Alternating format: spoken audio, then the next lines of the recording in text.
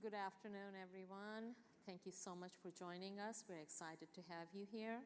We have a session that we will be reaching out to you for your feedback as well as we go.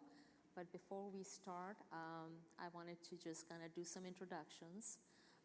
So I'm Taz Brach. I joined Microsoft in 2017 as General Manager of Customer Digital Transformation. The responsibility of my team was to identify scenarios which best deliver measurable value for our customers and for our business. Since then, I have moved on recently to another role. In my current role, I am General Manager of Insights, Data Engineering, and Analytics. We refer to it as Ideas Group. I lead multiple PM teams over there. And the focus of this group is to provide visibility, understanding, analysis, democratize tools, reporting related to understanding of our business, our customers, how can we best deliver the needs of our customers and meet and exceed the needs. So it has been a good journey for me, all the way from kind of looking at how do we provide data-defined scenarios to actually being part of the company where we're responsible for making sure that data and insights are available. In my prior life, I've been at Samsung, Intel, HP, multiple leadership roles at Disney. I founded their advanced technology group. But we're excited to be here to share our experiences. Mike and I were in the team together where we took the work, did a pilot on it. So I'll let Mike introduce himself. Yeah. Hi, everyone. My name's Mike Graffam. I am passionate about helping customers understand where they can get business impact from Microsoft 365. And I've done that in various guises throughout Microsoft throughout my career. First as the head of customer success for Yammer. So I worked for Yammer prior to coming to Microsoft. And then with the customer success organization and FastTrack, and latterly with Taz. So very passionate about understanding how we can help you get business impact from Microsoft 365 and to share some of the things that we've been learning over the last couple of years of how to use scenarios as a way of being able to do that. Thank you, Mike. So I'll walk you guys through the beginning part of our presentation, and then we'll do some tag teaming. So what will we discuss today?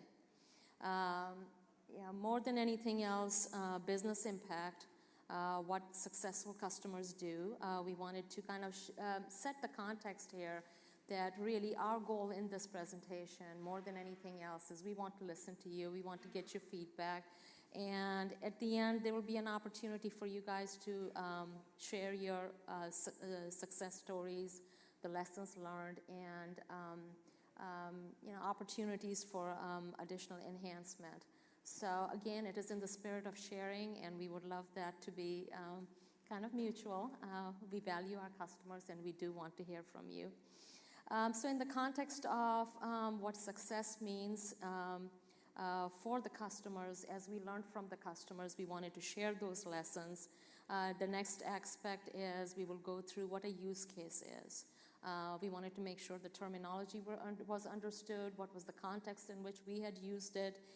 For us, really, this was a vehicle, an interface to align business needs of our customers to a succinct narrative that helps us align it to our product so we can best understand what and how and where to deliver the needs to the needs of the customer. There will be, we will also share the resources available that are there for the customers to access, and followed by a discussion. I do want to acknowledge that this work, we did a pilot with the FastTrack team. We partnered with marketing, with the CSU. So multiple parts of Microsoft organization has been part of this effort. So I did want to acknowledge that, a lot of goodness came out of our partnerships across the company. So when we talk about business impact, what is business impact? One thing I wanted to kind of set the stage a bit here, that we're talking about positive business impact, positive value that your business will be getting out of this, and how do we deliver that. So I wanted to do a little show of hands, with regards to where each of your businesses are today. We tried to make it simple, just the 3 choices: crawl, walk, run. Maybe I could get a show of hands. Are you at a stage of maybe assessing M365, still thinking about deploying it, or are you actually deploying it, or you have deployed it, or getting people to use it, that being the walk stage? And the run would be people are actually using it, and you're either seeing value or you are still trying to figure out how to measure that value. Maybe I could get a show of hands. How many in crawl stage? You guys feel that you are in the crawl stage? Okay. Well, thank you. Half in crawl. Half in. Somewhere between crawl and walk. Yeah. Perfect. Okay. When you say crawl, it is encompassing, as I said, of whether you're assessing or whether you're maybe piloting it and trying to think about how to deploy it in the broader organization. What about walk? May I have a show of hands there? Excellent, excellent. And we'll get an opportunity to discuss that further towards the end of the presentation. And run. Who are our superstars of run? Fantastic. Wow. All right, thank you so much. Really appreciate it. Got the advanced class. Yes, that is fantastic. So that is encouraging. That is encouraging because, obviously you're here. You're here to learn and share your own experiences with your peers, with the community, and we get very encouraged when we hear our customer stories about the successes and the challenges. And again, let's go out to the challenges then. When we talk about challenges, what kind of challenges, different aspects? Are you having issues getting maybe a buy-in from your CFO? Is this an impact aspect that you're trying to measure and demonstrate your impact, or is it the usage that you are? So maybe how about number 1, the buy-in? Are you just having issues with people just trying to kind of say, hey, I don't get it. Why should we even invest in M365? All right, okay. All right, the impact.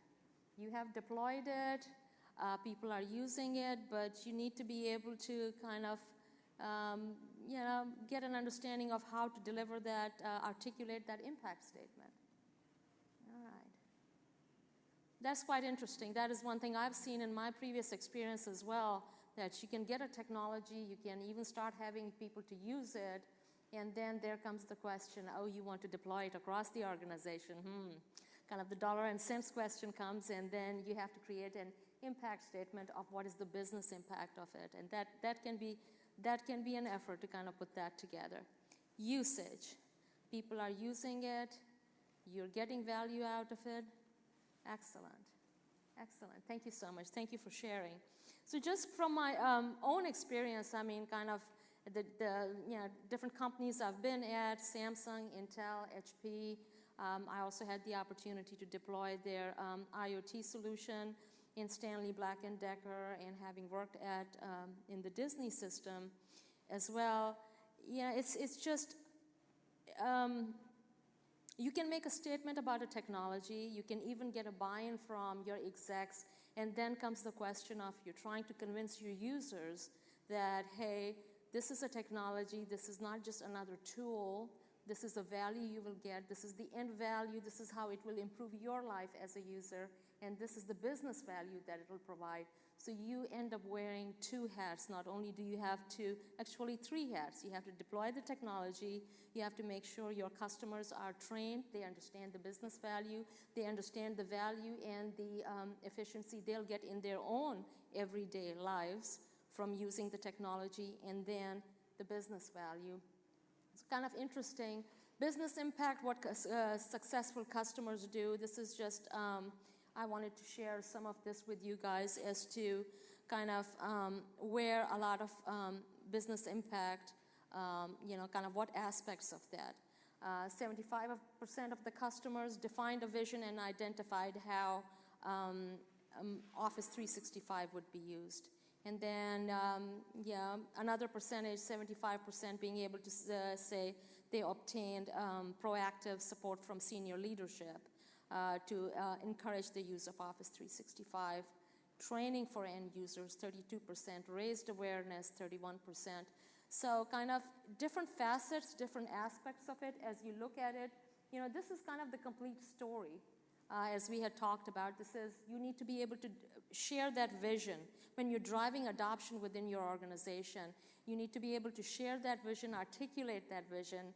They need to be aware of the desired goals, that as the technology that you're deploying within an organization, what is the desired goal of deploying that, making sure that the right people are involved in that conversation, or the right stakeholders, all the way from decision makers to people who can enable the deployment of the technology, people who can help you articulate the impact on the organization, people who can help you articulate return on investment, and at the end of the day, users, their training, being able to socialize the usage, being able to socialize the value, kind of goes all in hand, because if your users are not trained, they will feel frustrated. So there are a couple of aspects. As you're driving business impact, depending on your role in the organization, most probably you will be wearing multiple hats in trying to drive that business impact. The vision statement, being able to communicate, being able to define, drive, and show value. So business impact, what we have learned. So from our pilot, actually we did a pilot spearheaded by my team, and closely we worked with the FastTrack Center on this. We worked with the partners, the customers, and also had the opportunity to get invaluable insights through various customer conversations. So some of the feedback that we have learned was once in the cloud, showing business impact is next. I mean, a lot of customers are at a point where they have the technology up and running, and they're looking for how to get more from it. And by more, I mean, how can we articulate the business value, what kind of efficiencies they can drive, what kind of organizational behaviors they can help drive that helps overall, not only from the management side, but kind of the efficiency, productivity side of your end users. Another aspect that is the business impact, achieving more in a measurable way. For us, a big thing was throughout the work we did with this project was measurability. Being able to measure, how products are being used, being able to measure the impact from the use of those products. If the users are indeed in a part of an organization where the cloud services have been deployed, they are using O365 and keeping their content in the cloud, sharing content, editing, co-editing, just being able to kind of articulate that impact. And how do you measure that? How do you measure the productivity with regards to the end user? How do you measure the value that the organization as a whole is getting? So this is one thing, depending on your use case, and your business needs, that is a thought that you would need to put in as to what is of value to you and how you can measure it and how you can articulate this. The language of business impact is use cases, not products or features. What this means is, when you talk about a product is going to have multiple features, multiple aspects to it, but at the end of the day, what is the use case that you're trying to achieve from it? Are you trying to help your sales personnel be able to work on the proposals efficiently, share content amongst them efficiently, within the company being able to help employees find subject matter experts? Is this about helping your with the CEO connection to where your leaders can efficiently interact, share content, and get live feedback? So depending on your use case, there's going to be a set of features people will end up using, which is why I say that the language of the business impact is use cases. Once you have your use case articulated, whether it is for your first line workers or whether it's productivity within your org, then you start looking at the core set of product features and say, okay, how is it that we need to use, what is the workflow, and what is that use case that is connecting you from your business needs to what needs to be delivered, and then from there taking the next step as to, okay, these are the products we need to use, and this is how we should be communicating to our users as to how they should be using the products. That's kind of the subtlety I wanted to, actually it is more than a subtlety, I wanted to call that out. And business impact is an ongoing journey. It is an ongoing journey for us. We are learning as we are going, working with our customers, learning from the way our products are used not only within our company, but across. It is exciting to see that customers are moving beyond that cost-saving discussion. And the fact remains, even no matter how good a technology, if your end user does not find it useful, they will hesitate before adopting that. So, we are on a journey. We are on a journey along with you and learning from you. What is a use case? As I said, features are what the product is. Sum of features equals a product. However, what the product can do is a lot more than the sum of the features. So this is definitely true when it comes to being able to understand what is the value you can get out of your product. So really it is about not just about features, it's about what is the purpose for which you're going to use that product. Product features are derived in a way from use cases, because a collection of those features you'll be able to utilize to deliver a particular use case to further describe the interactions at both the process and the technical level, and the tasks which need to be completed, the workflow. So kind of taking that to the next stage and then saying, what is a use case? You heard me mention that quite a bit. At the end of the day, it addresses a real situation for real people with real measures. Real situation. Like one of the examples that was shared with me in the Customer Advisory Board, which we have every year, we invite feedback from our customers, was around first responders. Situation being multiple agencies coming together, they want to work together without having to give full access to people, the people participating in that situation solving and then when the situation ends, the emergency ends, be it a natural calamity or otherwise, then how do you quickly dismantle that? So, it is a real situation, and if you notice, there was hardly any technical narrative in that. It was literally describing a real-world situation of when a particular, think of Katrina, think of some of the other situations, different agencies came together, quickly brought their infrastructure together, quickly were able to collaborate, and then at the end being able to dismantle that. So a real situation for real people. This has impact on people, the way content gets delivered, communication gets disseminated, and information gets shared, and with real measures. We would like to be able to measure that in a way to where we know whether we were able to successfully deliver that or not. So that becomes a combination of both qualitative and quantitative measures, and I'll touch a little bit more on that too. It is too easy to call out quantitative measures. How many users, how much they're using it, how frequently, how many files are in the cloud, etc.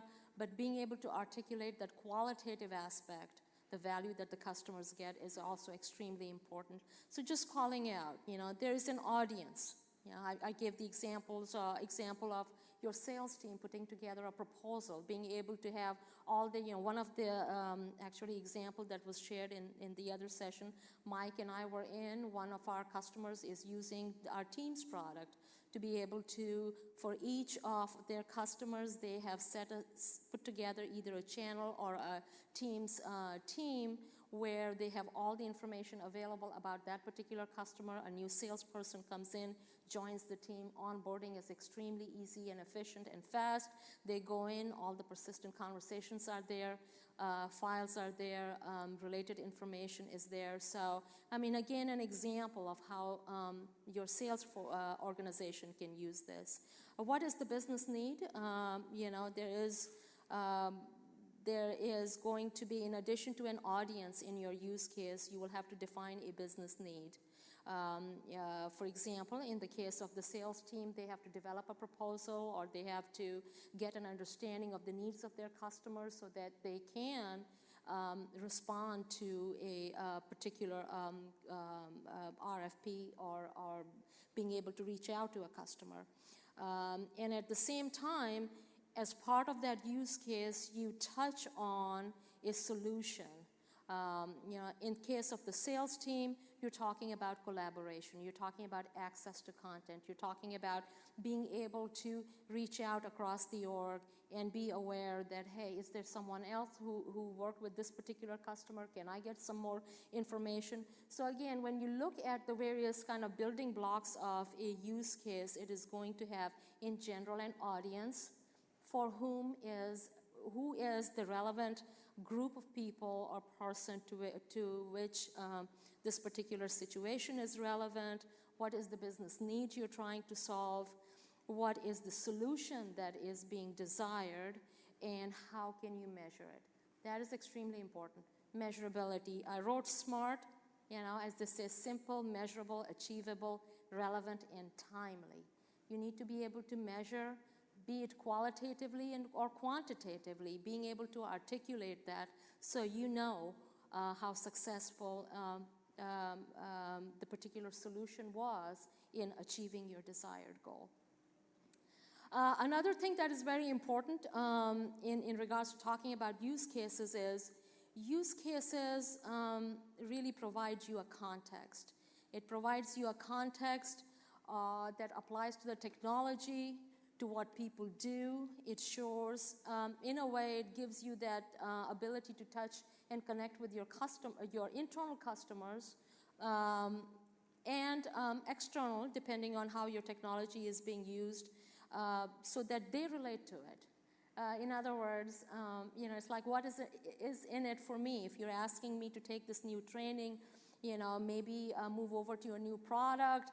I have been using Skype, for example, for meetings. Now you're asking me for Teams. What is it for me in having to do that transition? Well, in terms of Teams, it gives you persistent conversation. All your files are in one place. You can connect better. You can collaborate. So you need to be able to articulate that value. And that is extremely important, that people do kind of feel vested themselves in it, that they're getting value out of it. Expected business impact, so that your audience understand what is the value that they can expect and what benefit they'll be getting out of it. It helps understand the scale of the change needed as well, so that you can better evaluate what kind of training, how much socializing you have to do, what kind of an information campaign you may have to do. It helps you understand the personas of expected users and the context of the use, and helps us understand the outcomes that are expected. So again, at the end of the day, this is the story of the broader context. This is not just about a business problem. It is for a situation that real people encounter. You're thinking about solutions, and you're striving to understand also how you can measure success and how you can hold yourself accountable and deliver value on that. The use case life cycle. We wanted to call that out because really at the end of the day, no conversation just starts in vacuum. You know, you go and reach out to your customers, you go and try to understand what their needs are.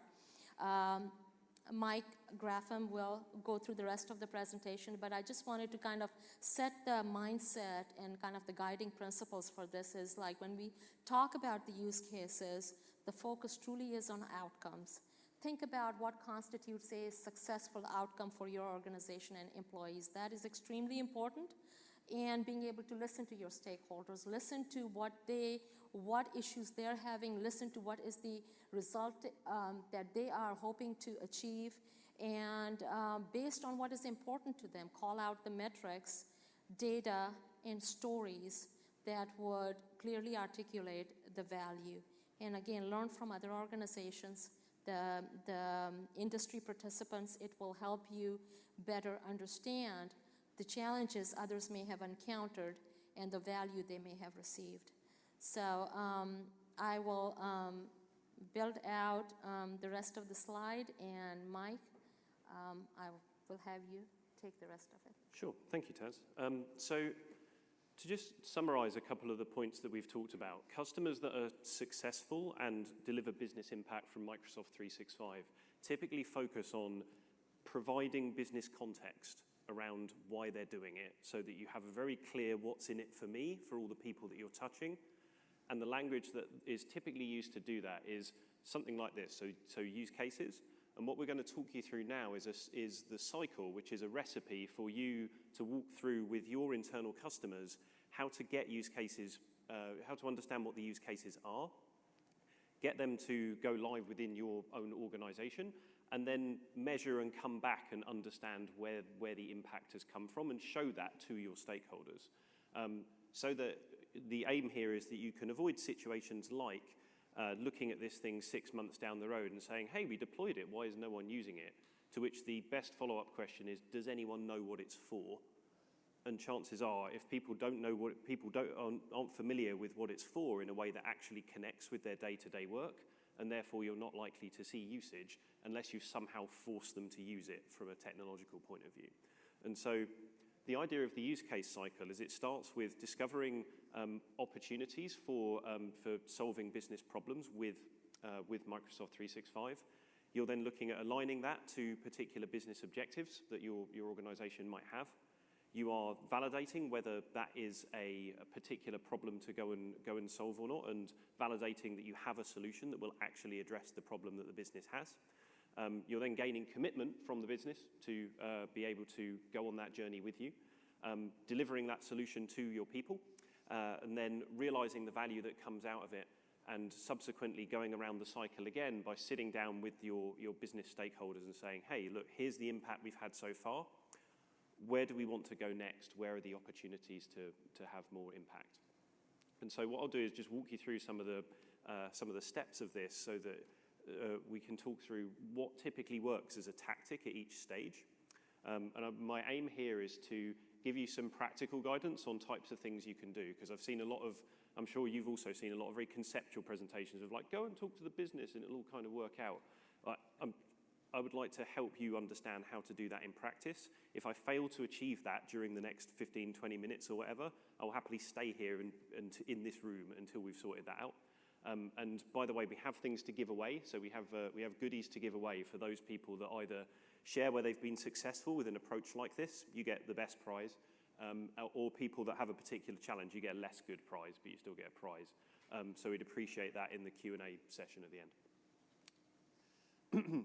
So discovering is all about looking at what are the opportunities that I might have that are immediately realizable in my organization and give value for some of the business stakeholders that I'm trying to reach out to.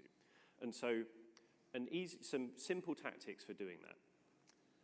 One is looking at current usage patterns. So, for example, in a financial services customer we were working with, we helped them look at, okay, so where are you seeing usage across your Yammer groups? Like, which ones are the most popular? And why is that? So can we go and talk to some of the people that are actually in charge of those groups and understand where they're getting value from the service?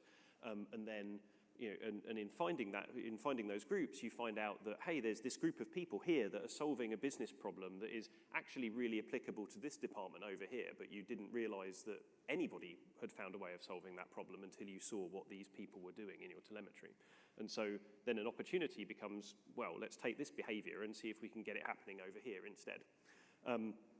That idea of looking at current usage patterns or looking at current requests that you're seeing from the business, because you'll see people, you'll obviously already have a mechanism of people coming to you and saying, hey, I really need to do X.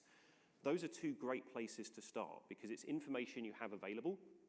And it is a lot easier to go with momentum that already exists, either by amplifying an existing behavior that's already happening or in taking a request that is coming from someone, so you know there's already qualified demand, than it is to try and create conceptual new behavior out of thin air in an organization. So it's always easier to go with the momentum. It's important to be curious about what is actually happening when you're looking at that existing behavior. So asking why a lot, understanding, why are you achieving what you're achieving? How are you going about doing that? What are your typical blockers that you're encountering? Where could this process be better? What still causes you pain that means you don't get to go home to your kids on time? Those types of questions, just being curious about what people are doing at work, being curious about what a particular department or a leader is trying to achieve, what are some of the top challenges in their business, that is exceptionally useful as a tool for understanding where you are likely to have value. And the reason why I'm talking about it in those specific ways is that one of the things that Microsoft 365, and in particular the collaboration tools is they're just a method that help people connect with each other better, right? So it's just all about communication and connection. That's a very generally applicable concept. And if you go into a business and say, hey guys, let's collaborate, they would just be like, on what? I've got work to do. You have to make it relevant to what their work is, and the easiest way to be able to do that is to ask them questions about what their work is, or see what is coming in and what people are already using it to achieve, and work out how you can go and amplify that. So things like same behavior, different team, more of the same behavior within an existing team, try and understand why certain pockets of people are doing this thing that appears to be bringing them great joy and why others aren't. And your output from this particular stage is just a list of ideas of places where you could think about Microsoft 365 getting value within your organization. And I bet you could probably do your first draft of that list based on the stuff that is in your head, based on what came through the help desk in the last couple of months, based on what you've already seen people are doing, based on standing by the coffee machine for an hour and just asking people as they walk past. So there are very straightforward ways to get going on this idea of getting an understanding of what people are trying to achieve with the service. The next stage of that is to line that up with what the organization's priorities are. Because it's awesome to have all of these great ideas, but you need a mechanism by which you understand which ones are worth doing and which ones aren't necessarily worth doing. That mechanism is the priorities of your organization and your business. So try and get a sense of what's really important to the organization at the time. So talk to directors, executives, anyone you can get your hands on to talk to about what the priorities of their business currently are, and do the things that line up with the priorities of the business. They might not be the most technically interesting things, the most complicated things to set up technically.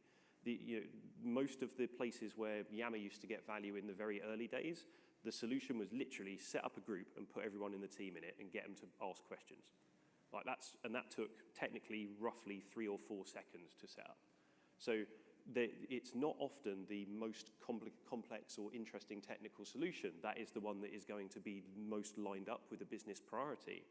But by focusing on those ones, what it does do is it gives you breathing room to go and focus on the longer poles of things that are going to take longer to implement because they're technically more challenging to do. So it buys you credit with the business by solving really simple problems that are very simple technically. It gives you that runway to go and do that, those harder technical things that the business might not necessarily see as much value in, but are equally critical to you as an organization. I put be the solution expert here, and the idea of bridging from your own knowledge. You do not have to be a depth expert in what your organization does to have these conversations meaningfully. You do not have to go and out-sales the VP of sales. You don't have to go and out-marketing the VP of marketing. You don't need to do that because they are not expecting you to be an expert in their business because they are. That's what they're paid to be. What they are expecting you to be is curious, a good listener, and somebody that is able to bring the expertise of what something like Microsoft 365 can bring to them to the table. That's the role that you play. And so I know that sometimes they say, well, you've got to, really got to get business acumen, you've got to do all these kind of things. You will get very far with the understanding of the technology and what it can bring to an organization, plus curiosity. Those are the 2 key skills that you need to be able to get into this conversation. So being curious about workflows, being curious about business challenges, having a ready-made library of stories where other people that are like the business people that you're talking to have succeeded. Hey, your problem sounds a bit like the one I spoke to with Dave in finance over here, and where he did this. Social proof is one of the biggest ways of getting people to do something. And that's, again, very straightforward. You just build yourself a little library of interesting anecdotes and tell those to people when you're having these conversations about where the opportunities might sit. And the last idea here is working with the green dots. So what I mean by that is when it comes to change in organizations, there are green dots, people who will latch onto that and go and do it. There are red dots who will push against it and take a lot of your time and energy.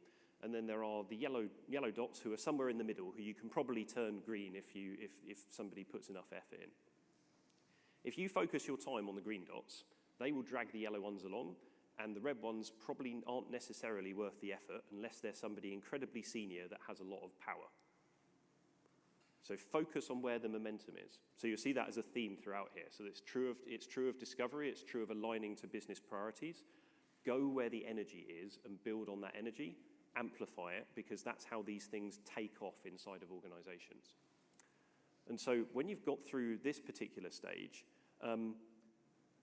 you will end up with a set of priority use cases. So where you've taken all of the ideas of things that you could possibly do, and you've lined that up with what the key priorities for the business are. So let me give you an example of that. So when we were working with a government organization, before we started talking to them, we did a lot of research on where government organizations typically have got use out of Microsoft 365 before, came to the table with a scratch list of 4 or 5 things, and in talking to them understood that the main priority there was in development of legislation. And that was the thing that they really needed help on, because it was a process that was manual, it required lots of flying around to go and interview people. And so the idea of using something like Teams to be able to do that was very interesting, because it was directly relevant to something that was a priority for them. Or it could be connecting experts together in an organization that has lots of distributed expertise. Or it could be being able to provide instant feedback on the supply chain, because there's a series of supply chain problems that have been happening. But by connecting yourself to the business priorities and aligning yourself with that, it makes you relevant. And that is not a bad place to be. So, 2 very high-tech deliverables. One is a list of stuff. One is a list of ideas, and the second is a list of those ideas ranked in order of impact. When it comes to actually documenting use cases, one of the simplest ways to do that is to play. Who's played Mad Libs before? Who knows what Mad Libs is? So I never knew that Mad Libs is really just a thing in the States. Because I learned this off of Steve Wynn, who's now the Yammer evangelist, but we used to work together, and he said, "Oh, you just play Mad Libs?" I was like, "What's that?" It's a game of fill in the blanks for those that are not familiar with that cultural paradigm. Have a really simple recipe. As someone in blank, I want to blank so that I can blank. I'll know I've done it when blank. If you go and play that game with your business people, if you can fill those 4 blanks in, you've got a use case, because you have a particular set of people you're aiming it at, a problem you're trying to solve, the way you're going to solve it, and the way success will be measured. And it's a fun game because you can put it on big pieces of paper and draw blanks on it and put it up on the wall. You can make it really exciting. But it is an incredibly good way of testing whether what you have is a use case or whether what you have is somebody saying, "Hey, I heard about technology X and I really want to do it because it's cool." And that is the difference between spending a lot of time and effort rolling something out only to have nobody use it because it wasn't as cool as they thought it was, and actually solving real business challenges for your organization using the opportunity that the technology provides. The difference is being able to articulate it in terms like this. And so there is a simple example there, which is easily my favorite one because I come from a consulting background. It's the solution to the I'm creating a proposal and I don't know which of the ones to use out of _final or _final, or underscore final, final underscore use this one. And it's 4 a.m. and it needs to go out to the client in 2 hours. This is the solution to that problem. Now, you talk to any consultant who has been through a proposal process before, and you say, I will solve that problem for you, particularly the ones that are new, because they're the ones that normally get saddled with that job at the end of the night. They will love you forever if you teach them how to fix that problem, and that problem's fixed with the concept of collaborative document editing and having a reasonable process around it and using something like Teams to manage the discussion. So, potentially useful framework for being able to actually document these use cases. And when we think about the list of use cases, all you're looking for is a list in a spreadsheet of these 4 things, and then a row for each case. That's all it is. And the reason I'm saying that is because I don't want you to go away from this thinking that this is some big, arcane, complex thing. This is literally lists of stuff that you can put together. So once you have a set of ideas and you have those prioritized, then we move on to the idea of testing that out, so validating it, creating a potential solution, piloting that with a set of real people. IT people are not real people. I'm sorry to say that, but in terms of the reaction to trying to solve a business problem, you cannot test it with people you should not just test it with. Just IT, just the really cool power user people that come to you and say, I want to try all the new stuff.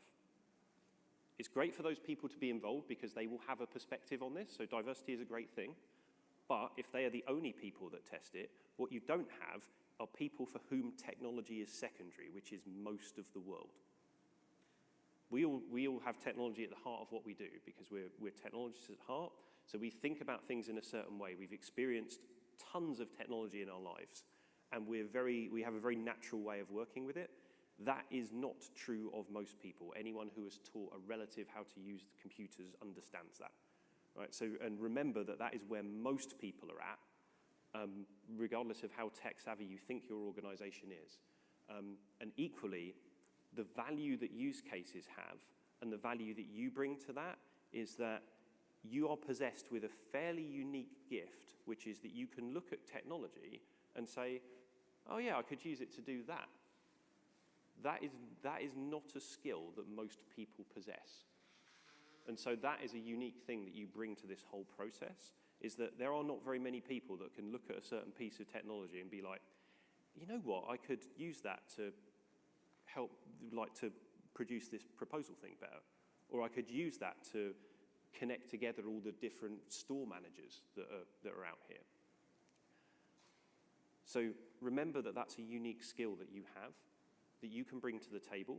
That is the thing that's really valuable in the discussions with the business, because they're not necessarily able to do that type of translation. So pilot with real people, pilot with real people.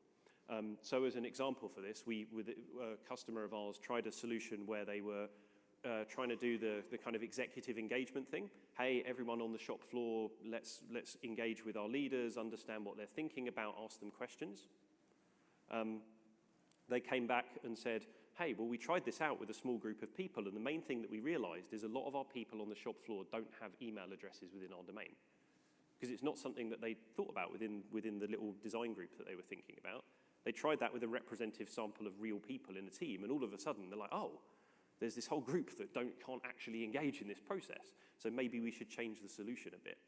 And that's a fairly simple example, right? And they solved that just by just introducing the concept of guest users. But it's important to be able to road test these things, because then you know they're going to scale.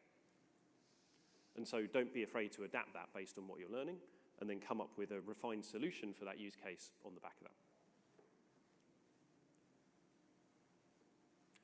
So once you've validated it, then you have a thing that is prepared to go to scale. And then the important thing is to make sure that you have commitment. So it's time to, you need to make a plan to be able to roll the use case out.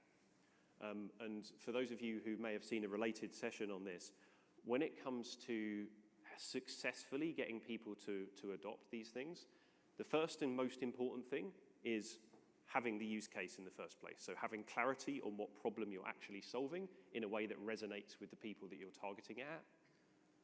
Then the others are making sure the right stakeholders are aligned to you and ensuring that you do the right sort of awareness and training activities, because they're the things that allow then all of your people that you're trying to reach to understand what the problem is they're trying to solve, how they're going to go and solve it, and why that's important to them. So it allows you to focus those things. And when it comes to commitment, there's other important areas to consider that Taz is going to talk to, because she's had plenty of examples of being able to build these sort of things out and build commitment more broadly. Thank you, Mike. Just wanted to share a couple of examples.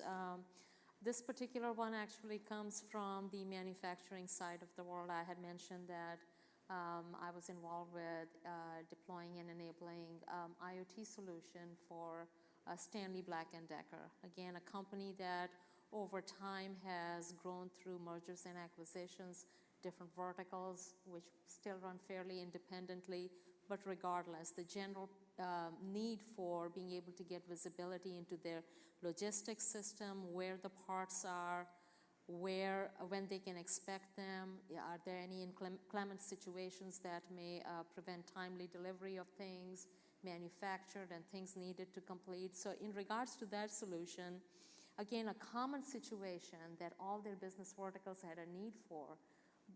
However, given the nature and the structure of the company having fairly independent verticals, getting that buy-in, getting that commit across the company, we actually ended up doing multiple kind of proof of concepts so that we were able to relate that to the various business units. But just that is going to depend on your situation. A company that is all decisions are all made in one place, you probably are going to go through a different kind of exercise. Stakeholder conversation may be more simple for you. Maybe one POC, show the relevancy, as Mike called out, make sure the solution and the situation that you're addressing has relevancy to the business needs.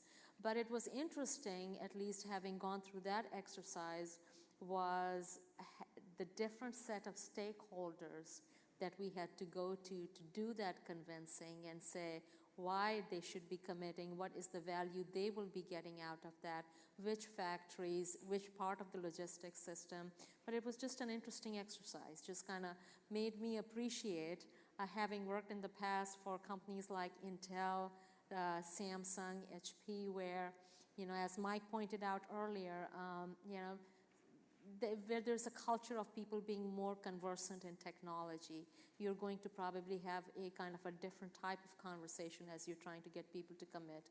In other companies like Stanley Black & Decker, for example, where they're heavy users of technology, their structure is different, the way you get that commit maybe another larger level of proof of concept, something that they can tangibly see and relate to. But it is going to vary from your situation. Thank you, Mike. Thanks. And so, and the reason why you do the stuff about aligning and validating up front is to try and make that commitment relatively straightforward, because you've got the business involved at the beginning, because they're hopefully at this point they're engaged and they've seen the idea of where they can get value realized with a small number of people. Then they would very easily be able to then say, yeah, I'm up for doing that. But you definitely want to have an explicit step, which is, are we committed to scaling this thing out together? Are you prepared to put the investment in to be able to train your people, commit time to getting them to understand this thing? Because it is a change, and people naturally hate change, and so you will have to help them through that curve. So it's always worth having this as an explicit step. And so the output of commitment is that you've got a clear delivery plan for whatever use case or use cases it is you are doing, and you've got commitment from the organization to actually go and do that. They are appropriately prioritized and budgeted to go with you on that journey so that you are not trying to push sand uphill, which never works. This one I'm not going to spend any time on at all, but obviously at some point you are going to need to execute your plan and get some feedback and adapt to that. So this is very simply basically running the plan that you have come up with during your commit stage and not being afraid to adapt if you see things happening right at the very beginning. So I think the only key observation on this stage really is don't be afraid to adapt if stuff doesn't work out as you expected it to at the start of the project. In fact, plan for the fact that that is going to happen. A colleague of mine once said that great product managers should expect to fail 50% of the time. And the joy of this is you don't know which 50% is going to fail. But what you need to do is plan in the ability to adapt, because everyone has a plan until they get hit, as I believe Mike Tyson once said. And so you need to be prepared for that type of eventuality, and be prepared to adapt your plan or your communications or your training or how the use case is working within your organization.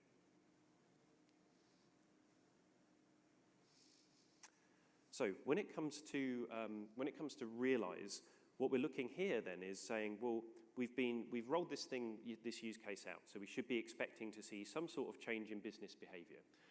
We should expect a certain group of people to be achieving a certain particular outcome by the way that we set out the measures when we define this thing up front. And so there's different ways that you can do that and understand whether you're actually progressing based on success criteria.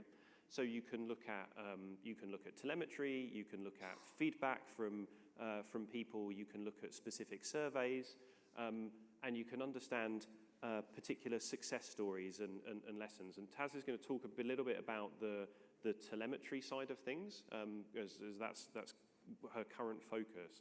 But I just wanted to make a particular point, which is that there is a reason why when we tell stories at conferences like this as Microsoft, we both cover the data and the anecdote, because people remember different parts of that. So the finance team will remember the number that you have, but most people will resonate with the story. So I would bet that most of the stuff that you have thought about in terms of what's inspired you at Ignite so far would be stories about people and what they're achieving and what they're able to do differently. Your organizations are no different to that. So make sure that you tell the stories, make sure that you capture those stories, make sure that you advertise those stories, because they marry up with the data to tell a fantastic, joined up narrative about the impact that you're having. And people love stories as well.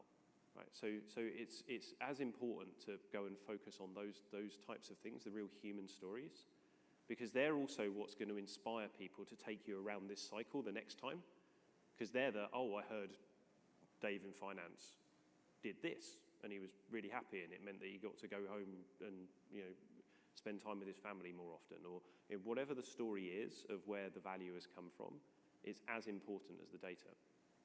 And so, Taz, do you want to talk about your focus on? Thank you, Mike. So as I had mentioned in the beginning, in my current role, I'm GM of the Insights, Data Engineering, and Analytics team.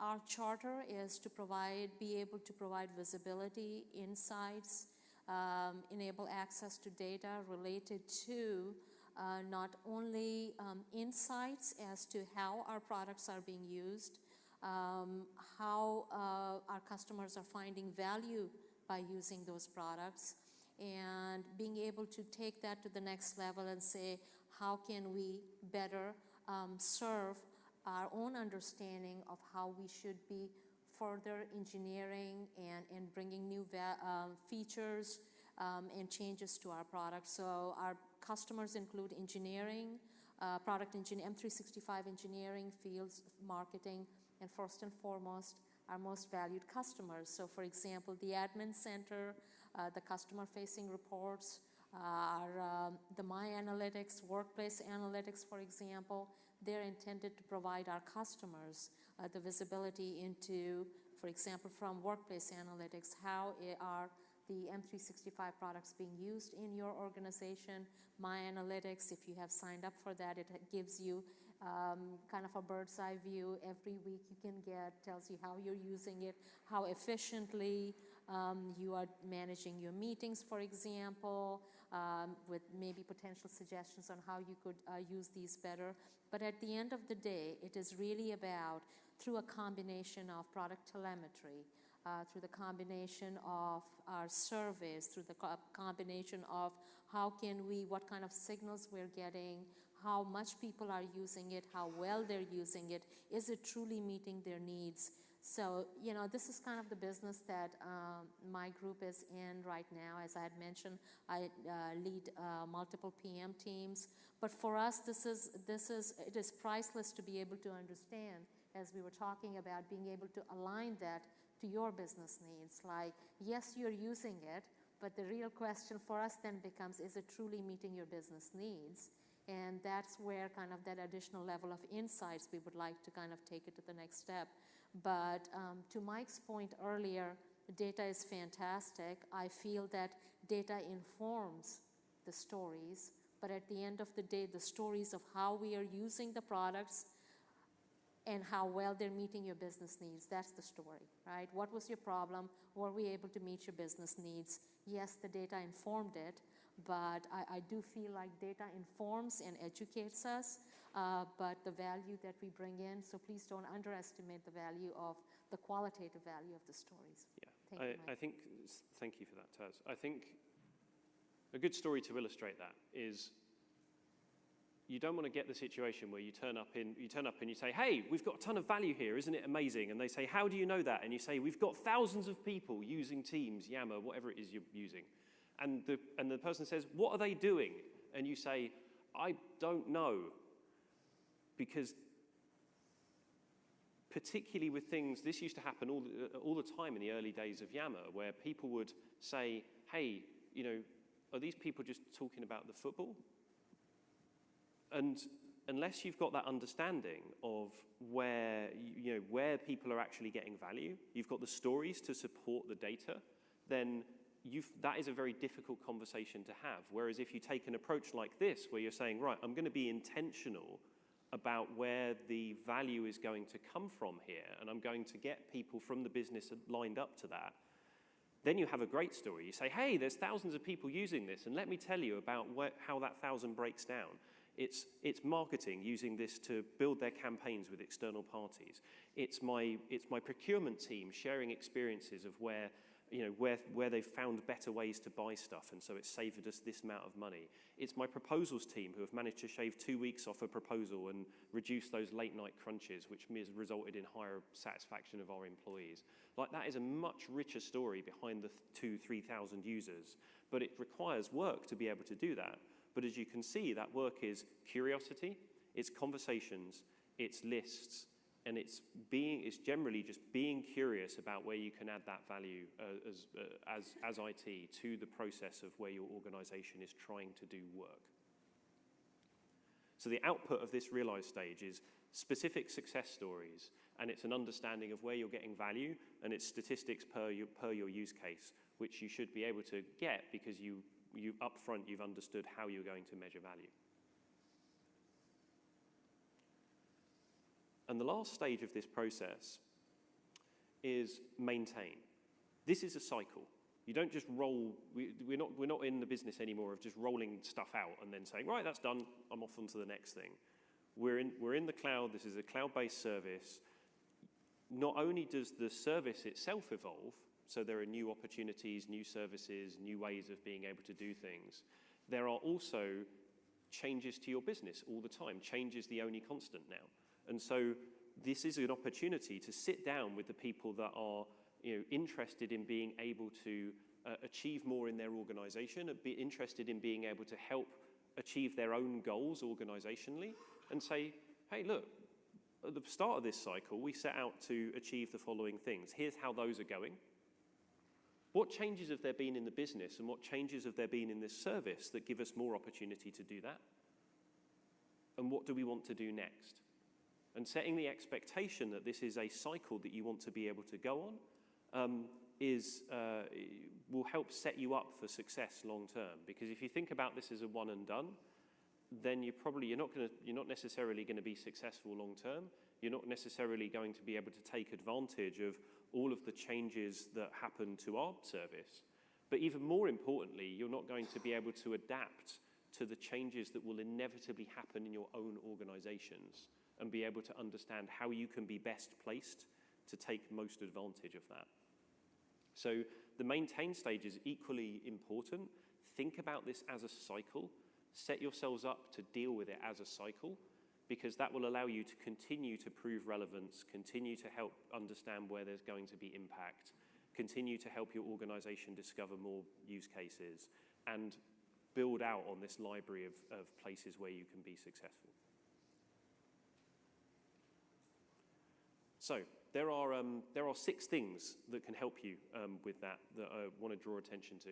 The first one is the adoption guide. So if you've not seen that before, please go and take a look at that. It is a recipe from the start of, hey, I've got Microsoft 365 and I want to get business value from it, to achieving that value. It includes links to all the resources and things that we have that are available to help you do that. It includes that use case Mad Libs thing. So if you're looking for one place to go, use that. The productivity library, if you haven't seen that before, is a list of business problems that Microsoft 365 can help you solve, organized by department, by industry. So if you're looking for inspiration, or you want an activity that you can go and do with the people from your line of business, you can go there. In a similar vein, if you look at transform.microsoft.com, there are quite a few resources on there, including something called a value discovery workshop that will help you explore the value of where this can relate to certain industries or departments. There's the Office 365 Training Center, so all of the training materials are on there. We talked about the fact there's admin reporting on usage within the admin center. And then, as I said during the pre-day that I think some of you were on, the single biggest resource to help you succeed is the people in this room and the people who are at this conference. So make use of the community, make use of the Microsoft Tech community, ask questions, make connections, because if you're stuck on something, chances are somebody in that community has solved it or knows someone who has. And so make use of this network that you are building at Ignite to be able to do that, because you are absolutely not alone. You're all in this room together because you all presumably either had similar challenges or just couldn't find your way out of the Hyatt. So use those connections and that commonality, because chances are you're all going on the same journey together.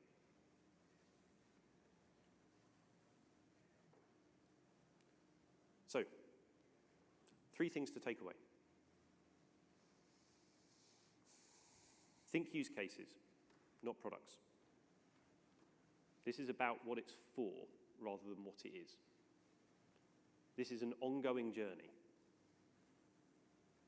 So it's not a one and done thing. Think about this as a cycle and an ongoing journey. And business impact is all about numbers and stories. Thank you for your attention. We would love to have questions now. If there are, please use the microphones. Please also remember that there are gifts for people that ask questions, as long as fewer than 7 people ask questions. I can go back one slide. That doesn't count. That doesn't count as a question. It's technically a question, but I would agree with you. I love how, by the way, we should really think of a way of sharing this stuff electronically. There's only a way. If there was only a way we could share slides with each other electronically. Gentlemen on... You want to go first? He was up first. Yes. Okay, all right. I'll go first. So I was getting ready to brag about how our team was doing great. I'm sorry, could you just call out which company? Okay, my name's Mark Harmon. I work for Emerson, and we've got about 65,000 users on Office 365, and it's my job to get them to adopt and use it. And I thought we were doing good until I learned some of the things that you guys were showing here that we're not doing. And so I was totally impressed with the Mad Libs, easy step-by-step, fill it out, and you have it made. Question I have is, how specific should they be doing that to a certain piece? Because you're going to get some groups are going to say, we want to become more effective, and that if they fill it out that way, their end result is, we want to become more effective. Or you could have 600 things that they're doing because every little task they're doing is ineffective and they want to get better at. So how do you guide them along that chart when they try to fill that out? I think that there's a broader point here that I think is important to make, which is that it's all about putting it in the context of how people generally like to work and run their business. And so some might want to go to that nth level of detail. I mean, hey, like, it's a list of stuff. Let them do it if they want to. I mean, it would be an absolute nightmare to maintain. But but if you're working with them and helping them take ownership of it, help them help you articulate the problems in the terms that they feel most comfortable with. And I think it's your role to help them understand when they're being non-specific about what they want to do. So yeah, we want to collaborate better, and it's like, on what, to achieve what. But hey, I want to, sort out the X meeting process and then the Y meeting process, which is the same. You're like, hey, maybe we should just collapse these 300 rows into one. So it's more of a facilitation thing, but you're right in understanding that the general principle is to find the level that kind of resonates with people, that doesn't leave you with a massive thing to maintain. Okay, thank you. Because there's kind of a balance, right? And on one side, you want to accommodate those questions, but in the same token, you don't want to lose other customers, internal customers, who really truly are able to kind of articulate that. You don't want the whole conversation to be about the various cool features they may want. So again, being able to, Mike's point, being able to collapse that together and say, okay, you know what, all this belongs in one bucket, and maybe this is the goal you're trying to achieve. Ask them to go back to their business priorities, okay, how it is related to that, and that sometimes helps us specifying. Okay, thank you. Thank you. Question over here. Yes, hello, Brad Grissom, Southwest Airlines. Mad Libs again, different question though. There's a lot of similarity between that kind of format and just your typical agile user story. As a user, I want to do blah, blah, blah to achieve this. And so it's like we could just kind of inserted the using element to it. So is that where this originated from, was just kind of that agile methodology, and maybe then is that a resource for folks that want to kind of learn more to maybe look into some agile methods? Yeah, that's a great point. I'd never noticed the connection between those two things. But you're right. It's a card. It's a card that you put up, but it presupposes the solution. Yes. And that's an important which difference. IT people typically don't like to do when users are in the room. That is true. That is true. But I think in some cases that is valuable, particularly when you get into the whole which tool when conversation with people, is that it sometimes helps to be that prescriptive, because otherwise you would say kind of using your flavor of collaboration tool.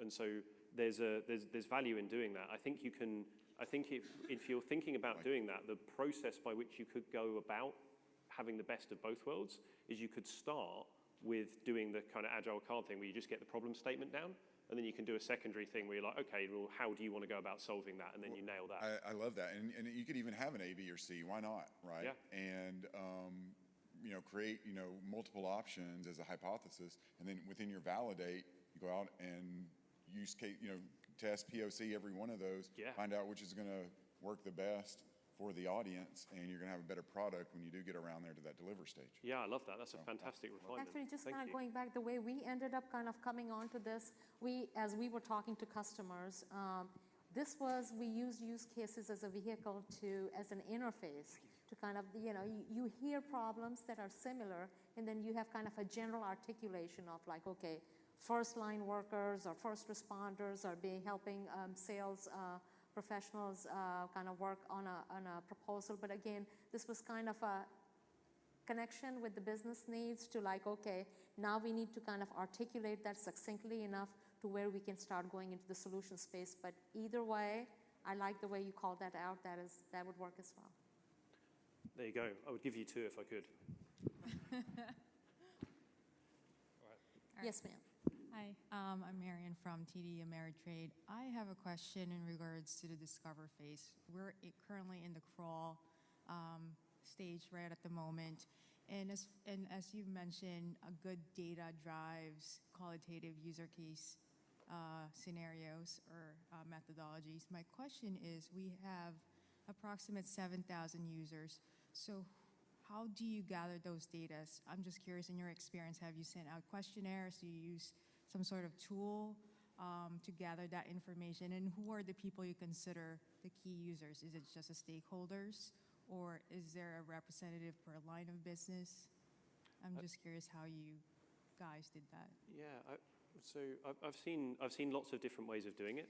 So some organizations will have people, business analyst people that sit on the IT business boundary who tend to have a pretty good understanding and meet regularly with the business, so they use that role.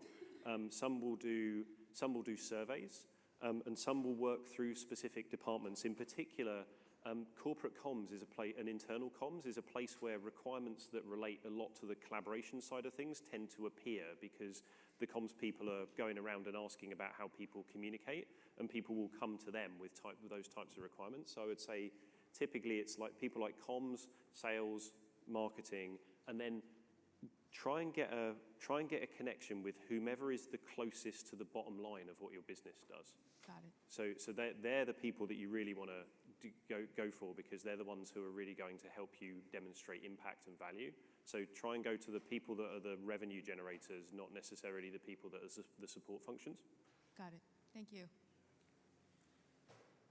Yes, sir. Hi, my name is John, and I come from Telia Company, a leading Nordic carrier within the Nordic countries. I'm greedy. I'm going both for the bad and the good present. Just kidding. So I want to share a success. One of our daughter companies are about to introduce Office 365. But we knew that the current state wasn't that good on various areas. But one I want to highlight is the intranet. It was both the engine, it wasn't SharePoint, so you're off the hook, was really bad, but also the content was old and irrelevant in most cases. And when we talked to the organization or the IT part, they thought, oh, we're just going to migrate to SharePoint and everything would be nice and dandy. We said, who will create this new content? Maybe the search function will be better and stuff like that. It might maybe look a bit prettier, but the content would still be the same. And you will not get 50 editors or journalists running around internally getting all this material. So we ended up having a discussion about user involvement and how to change from more text-based to video-based. So based on that discussion, we are now having discussions around programs for having user engagements via their product stream, but based on the case of getting users to inform each other and keep it real in that way. And that's been a great discussion with the business, and they really understood it. Also because they understand the parallels with the social media on their own front, with the LinkedIn and the YouTube and all the video explosion you see there. Now the bad thing, or a limitation, is actually one we've seen in FastTrack. Now, I haven't checked this for the last 3 months, so I apologize if this has been fixed. But we tried to use the user survey templates that existed within, but we saw at that time at least that the first question in the initial state was, so how do you like OneDrive? It was very product orientated, and I hadn't even gotten that product yet. So we actually had to create an entire survey in forms where we actually asked all the questions that should have been before the questions that was in the FastTrack survey. Okay, well, firstly, congratulations for switching the focus back to the business. That's really, really good to hear. We can follow up on the surveys thing. I think, like, we ourselves, as we said, we ourselves are on a journey. So what we sometimes find is that we've still got product-oriented stuff in some of our materials, right? Taz and I exist because we're trying to help Microsoft think about this in terms of business problems to solve rather than products to sell. We are organized around products, and so that is a fantastic kind of this sort of square peg round hole type act. And so sometimes you'll see that in our materials. Like, that's a completely honest answer. We're working on it, but thank you. I actually wasn't aware of that one specifically, so you can guarantee that it will be fixed at some point very soon. So Thank you so much. Appreciate you sharing. Thank you. Lady on the left. Hi, I'm Lori from Great American Insurance, and we're struggling with metrics.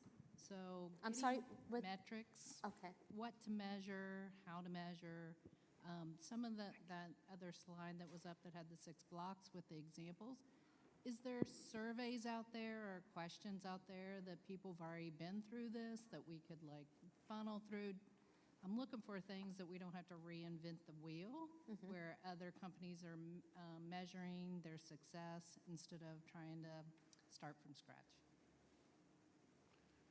So success measures. Correct.